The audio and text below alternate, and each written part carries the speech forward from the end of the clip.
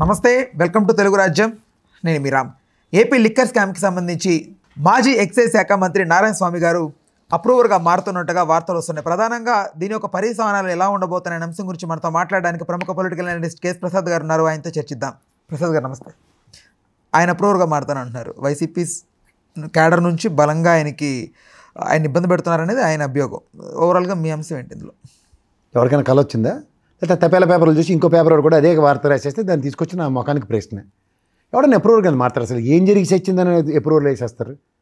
40 మందిని తీసుకెళ్ళి కూర్చోబెట్టారు. ఏడు చేయాలో తెలియక జుట్లు బీక్కుని వస్తుంటే మధ్యలో ఈ నారాయణ స్వామి కూడా వెళ్ళి ఏటి అప్రూవల్ మారిపోతాడు. నేను అడదాకా మిథున్ రెడ్డి అప్రూవర్ అయిపోయాడు.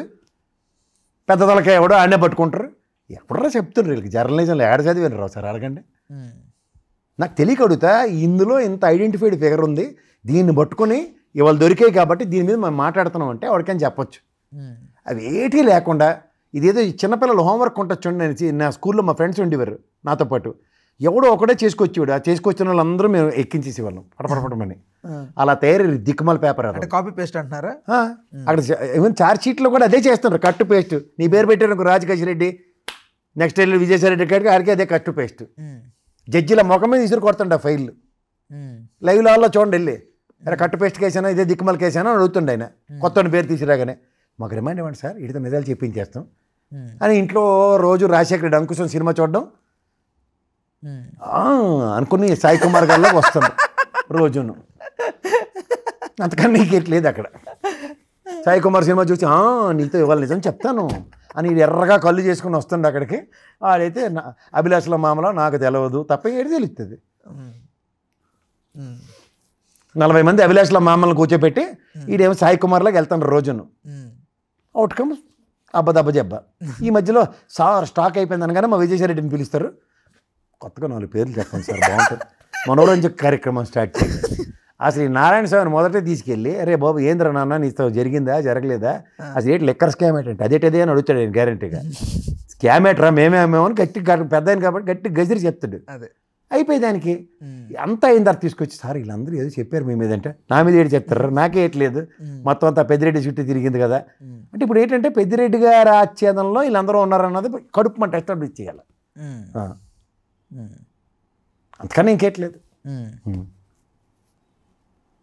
జగన్మోహన్ రెడ్డి చుట్టూ ఉన్న పాకెట్స్ అన్నిటినీ ఓదాంతరతో అన్నీ కెలికేసి బాబు నీ స్తంభం వీక్ అయిపోయింది, నీ స్తంభం వీక్ అయిపోయిందంటే కేవలం నేను మ్యాగ్నస్తో చెస్ట్లో గుగేష్ ఏవీ కాకుండా ఒకే ఒక 2 మూస్తో టక్కుమ అనిపించాడు. అట్లాగే ఉంటుంది నిజంగా చేస్తే. నిజంగా మడతెడితే చంద్రబాబు గారిని మడతెట్టారు చూడు, ఇప్పటికీ తేల్చుకోకుండా మళ్ళీ ఆయన మా లోద్రా గారిని పిలిచిన 17 వర్తించదండి, 17 వర్తించదండి, 17 వర్తించదండి, చాలు కట్టిపెట్టు జడ్జి గారు ఇదే చెప్పి ఆపు ఆపు ఆపు నెక్స్ట్ ఏమైనా ఆర్గ్యూ చేస్తాడు. 17 వర్తించదండి, నీకు ఆగు చెప్తా, నీకు ఇలా చెప్తారు ఉందని ఒక బెంచ్ కాన్స్టిట్యూట్ చేశారు. అది ఎప్పుడు ఉంటుందో అప్పుడు తెలుస్తుంది అసలైన కదా. వర్తిస్తుందో వర్తిస్తుందో వాళ్ళు చెప్తారు, అప్పుడు దాని ఆర్గ్యుమెంట్స్ ఉంటాయి. అలాగే పట్టుకున్నప్పుడు ఏనుగు కుంభస్థలం కొట్టే నేపథ్యం ఉన్నప్పుడే ట్రై చేయాలి.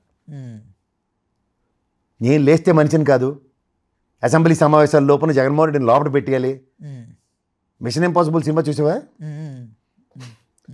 అలా మిషన్ టార్గెట్ అదే జగన్మోహన్ రెడ్డి జగన్మోహన్ రెడ్డి జగన్మోహన్ రెడ్డి. ఎందుకంటే మా తపేల ఛానల్ వాళ్ళకి నచ్చట్లేదు సార్ బయట ఉంటే. ప్లీజ్ సార్ వాళ్ళ కోరిక మేరకు ఒక్కసారి జైల్లో పెట్టేయాలి సార్. ఆల్రెడీ 16 నెలలు జైల్లో వచ్చిన మళ్ళీ పెడతాడు అని ఆయనగా చెప్తాడు. అలా నారాయణ స్వామి చెప్పేశాడు. నారాయణ స్వామికి అసలు ఏడు తెలిసింది చెప్పేది వెళ్ళి. ఒక పాలసీ డిజైన్ చేసింది క్యాబినెట్ నిర్ణయమా కాదని అడుగుతారు. ఫస్ట్ క్యాబినెట్ నిర్ణయం అని చెప్తాడు. ఎందుకంటే క్యాబినెట్ మినిస్టర్ డిప్యూటీ సీఎం అన్న. మీరు ఆయన ఊరికి నారాయణ స్వామిని తీసి పడేస్తున్నారు. ఇప్పుడు సీఎం పవన్ కళ్యాణ్ కొన్ని ఎలివేషన్ ఆయనకి ఉంది, డిప్యూటీ సీఎం. సార్ ఎంతకీ ఈ విషయం నారాయణ గారు తెలుసు అంటారా? ఏంటని తెలుసు? ఆయన అప్రూవర్గా మారుతున్నది ఆయనకైనా తెలుసు అంటారా? నువ్వు వెళ్ళిచావు కదా కదా అక్కడ నేను కాదు సార్, తపేలా ఛానల్లో చెప్పు, అంత గర్వంగా చెప్పు. ఆ తపేలా ఛానల్లో చెప్పారు కాబట్టి నా దరిద్రానికి అడగవలసి వస్తుందని చెప్తే సరిపోతుంది. నాకు అది పనికి పాటు ఏమి ఉండదు. జగన్మోహన్ రెడ్డి అంటే ఓ పెద్ద జైగంటి పర్సనాలిటీ. వాళ్ళకి తర్వాత నిద్ర లేచిన పడుకున్న ఆయన తప్ప ఇంకోటి కనబట్టలేదు వాళ్ళకి. నారాయణ స్వామి అప్రూవల్ అయిపోయాడు. వాళ్ళకి ఇంక కోపం వచ్చిందంటే ప్రసాద్ గారిని కూడా లాక్ చేసింది సార్, ఆడు అప్రూవల్ కింద మారిపోతాడు. వాళ్ళు ఎవరు పేరు పెడితే వాళ్ళు రాసేసుకుంటున్నారు. నిన్న నాతో డిబేట్లో ఒక అతను అన్నాడు, జనసేన ప్రతినిధి, ఏ 42 కింద నీ పేరు పెట్టేస్తే బాగుంటుందని. అంటే వాళ్ళు డిసైడ్ అయిపోయి ఉన్నారు. అంటే ఇప్పుడు క్యాడర్ను భయపెట్టడానిక ఇదంతా ఆయన ఎవడు భయపడేది ఎవడు ఇట్లా రాయడం సార్ ఈ రాతల వల్ల క్యాడర్ కొంచెం ఉంటుంది కదా, అరే వాటో ఏదో జరుగుబోతు సంథింగ్ అని, లేకపోతే ఆయన దూరం చేసుకోవడానిక? ఎవరిని దూరం చేసేస్తారు? సో ఎవరికి ఇన్ఫీరియారిటీలు అలాంటివి ఏం కలవు. పేపర్లు దిక్కుమాల పేపర్లు చదివితే సాయంత్రం పకోడీ చూడతారో ఏం చూడతారో వాళ్ళకి తెలుసు. ప్రభావితం చేసే వాటితో ఇన్ఫ్లుయెన్స్ చేస్తున్నారు, అంతకని వెళ్ళలేదు. ఓవర్ ఇన్ఫ్లుయెన్స్ చేస్తే ఏమవుతుంది? వారే అవుతుంది. 2029లో సప్రెషన్ గురవుతున్న వైఎస్ఆర్సీపీ శ్రేణులు చూద్దాం. పబ్లిక్ డొమైన్లో ఎప్పుడైనా సరే బెంజెంటా పాలిటిక్స్కి లాంగ్ టర్మ్ ఉండదు రన్. ఈ లేకుండా మ్యారథాన్ క్రియేట్ చేశారు దాంతో, బెంజెంటా పాలిటిక్స్తో. మ్యారథాన్ కూడా 5, 10, 50, 100 కిలోమీటర్లు ఉంటుంది. ఆ ఏకంగా జీవితాంతం పరిగెట్టమంటే వాడు పరిగెట్టలేడు. పరిగెట్టినా దానికి జస్టిఫికేషన్ ఉంటుంది, మళ్ళీ వెనక్కి రావాలి కదా. 5 ఏళ్ళు పరిగెడదామని నిశ్చయించుకున్నారు. ఇదంతా డీవియేషన్ పాలిటిక్స్ ఏమన్నా అది జరుగుతుంది. అదే అసలు ఎవడైనా క్యాబినెట్ మినిస్టర్ని మొదట పిలుస్తారా, లాస్ట్కి అంతా అయిపోయిన తర్వాత పిలుస్తారా? ఇదేంటి శుభంకా డేడానికి చూడండి, లాస్ట్ క్లైమాక్స్లో పోలీసుడు కూడా దొంగలతో పెళ్లి చేసి ఫోటో దిగుతారు చూడండి, అలా లేదు ఇది.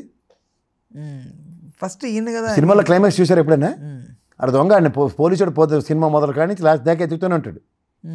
లాస్ట్ క్లైమాక్స్లో పెళ్లిదేరు శుభంలో కూడా పల్లి ఎక్కలించుకుంటూ నిలబడి ఉంటాడు. ఓవరాల్ రెస్పాన్సిబిలిటీ ఈయనకే కదా ఉంటుంది. బట్ ఎవరికి ఉంటుంది? అదే స్వామి గారికి. బట్ ఆబ్వియస్లీ బట్ ఆయన క్యాబినెట్ మినిస్టర్ కనుసన్నల్లో ఏవి జరగలేదంటే ఎలాగవుతుంది? గతంలో జవహర్ గారు ఉండేవారు, ఒక ఐఏఎస్ బ్యూరోక్రాట్ని పెట్టాడు ఆయన నెత్తికి. పాలసీ అంతా ఆయన దగ్గర ఉండేది, ఈయన ఓన్లీ పప్పెట్లాగే ఉన్నాడు. ఏం చేస్తారు? అంత దాకా ఎందుకండి? మీకు సింపుల్ లాజిక్ చెప్తా. లిక్కర్ స్కామ్లో జవహర్ గారికి ఏమైనా ఒక్క నోటీస్ ఇచ్చారా? నాటి లిక్కర్ స్కామ్ మంత్రి అయినా ఎందుకు వెళ్ళదు? సేమ్ ఇందులో నారాయణ స్వామి రోల్ కూడా అలాగే ఉంటుంది. క్యాబినెట్ నిర్ణయం తర్వాత క్యాబినెట్ మినిస్టర్కి ఎంతవరకు అంటే ఎగ్జిక్యూషన్ మొత్తం అంతా నెక్స్ట్ కరస్పాండెన్స్ మొత్తం చేసేదంతా గౌరవ బ్యూరోక్రాట్సే. అంటే ప్రధానంగా సార్ ఇప్పుడు మీరు ఆవేశపడిపోయి మంత్రులు ముఖ్యమంత్రులు జైల్లో పెట్టేస్తాం అది ఇది అని చెప్పి అమాయకంగా మిథున్ దొరికాడు కాబట్టి, ఎందుకంటే ఎరుబోగులు లాయర్లు కాబట్టి. సివిల్ కేసులు వాదించుకున్నవాడు క్రిమినల్ కేసులు ఇస్తే ఎలాగ ఉంటుంది? అలాగే ఉంటుంది. మిథున్ రెడ్డి జైల్లోనే ఉంటాడు. ప్రధానంగా ప్రజల నుంచి వస్తున్నది ఏంటంటే ఒక కంపారిజన్ ఇస్తారు. వైసీపీ హయాంలో ఎంత వ్యతిరేకించినా ఈ తెలుగుదేశాన్ని, బట్ పనులు అయితే అవుతూ వచ్చేవి, ఇచ్చిన హామీలు అమలు చేసుకుంటూ వచ్చారు. బట్ కూటమి ప్రభుత్వం ఏర్పడిన తర్వాత ఓన్లీ జగన్మోహన్ రెడ్డి గారి టైంలో టెన్యూర్లో జరిగినటువంటి విషయాలకు సంబంధించి ఫోకస్డ్గా ఉన్నారు తప్ప ప్రజలకు ఇచ్చిన హామీలకు రిలేటెడ్గా ఏది కూడా ముందుకు సాగడం లేదు, ముందడుగు వేయడం లేదు. ఏంటి కక్ష రాజకీయం అనే టైప్లో అడిగామంటే నీకు 4 మందం అని చెప్పాడు కదా ముఖ్యమంత్రి గారు. అంటే నీకు 4 మందం ఉంటే అడుగుతావు, 4 మందం లేదంటే నువ్వు అడగకూడదు. అది వాళ్ళ లెక్క. ఏం చేయలేరు మీరు. ప్రభుత్వం వాళ్ళది, అధికారం వాళ్ళది. అధికారమే పరమావధానం. వాళ్ళు కూటమి కట్టి అధికారం కోసమే వచ్చారు, వాళ్ళ పనులు వాళ్ళు నిర్వర్తించుకోవడానికి. ఇందులో ప్రజలు ఎక్కడ ఉన్నారు, ప్రజాస్వామ్యం ఎక్కడుంది, వెతుక్కోవడమే. నువ్వు ప్రజలు తెలుసుకునేది ఎప్పుడు? 5 ఏళ్ళ తర్వాత ఎలక్షన్ రోజు. అప్పటిదాకా ఓపిక పట్టబడి తెలుసుకోగలరు అంటారా?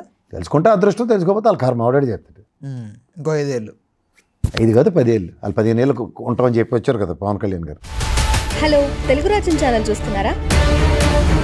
సామాజిక రాజకీయ జీవన చిత్రణే తెలుగు రాజ్యం. అతిశయోక్తులు అసత్యాలు ఉండవు. రాజకీయ కోణం కాదు, ప్రజా కోణమే కొలబద్ద. తెలుగు రాజ్యం వీక్షణ మీ ఉత్తమ అభిరుచికి నిదర్శనం.